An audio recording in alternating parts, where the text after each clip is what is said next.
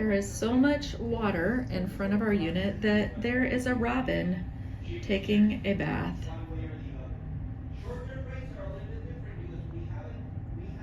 In front of, or in our sidewalk.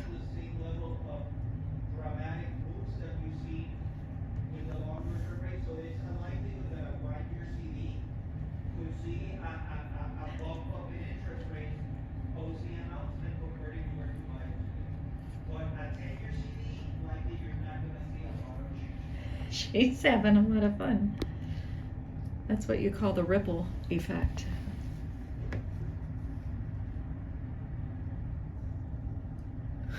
Oh my God, she really needs a shower. So she chooses the puddle when we have a bird bath over here that she could use. Oh, there she goes.